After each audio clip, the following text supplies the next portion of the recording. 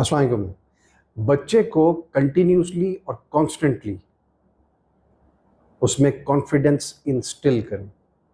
بچے کو کانفیڈنٹ بنائیں، اساتذہ بھی اور والدین بھی. ابھی کانفیڈنس کیسے اس کو کانفیڈنٹ بنائیں گے؟ اس کی تعریف کریں گے، بے جا تعریف نہیں کریں گے، ایمٹی تعریف نہیں کریں گے، ایمٹی پریز جس کو کہتے ہیں وہ نہیں کریں گے. اگر تو بچہ جنرلی اچھا کام کر رہا ہے تو جائز تعریف کریں گے، اور اگر ایک بچہ اچھا کام نہیں کر رہا تو پھر اس کو خام خواہ کی بے جا تعریف نہیں کریں گے. اس سے کیا ہوگا کہ بچے میں خام خواہ کا جو ہے وہ اوور کانفیڈنس آ جائے گا. اگر تو ایک کام اچھا کر رہا ہے تو over confidence naturally built up نہیں ہوگا. اس کو پتہ کہ وہ ایک ریئلسٹک جو ہے وہ ایک حقیقی ڈگر پہ چل رہا ہے، راستے پہ چل رہا ہے، پڑھائی کر رہا ہے اور مارکس اچیو کر رہا ہے.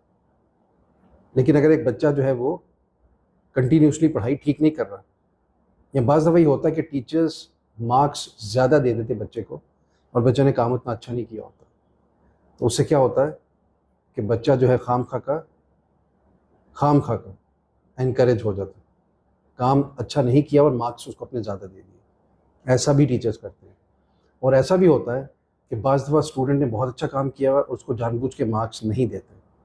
اس سے بچہ ڈسکریج ہوتا ہے، ڈی مورلائز ہوتا ہے، ڈس اپوائنٹ ہوتا ہے، اور اس کے بعد کسی اور ٹیچر کے پاس جائے تو وہاں پہ جا کے پتہ چلتا تو بچہ تو اے اسٹار تھا، 90% پلس، اور ٹیچرز نے جان بوجھ کے اس کو جو ہے وہ 70% مارکس دیے، اس کو بی دیا ہوا ہے تاکہ بچہ جو ہے وہ اس کا دماغ نہ خراب ہو جائے.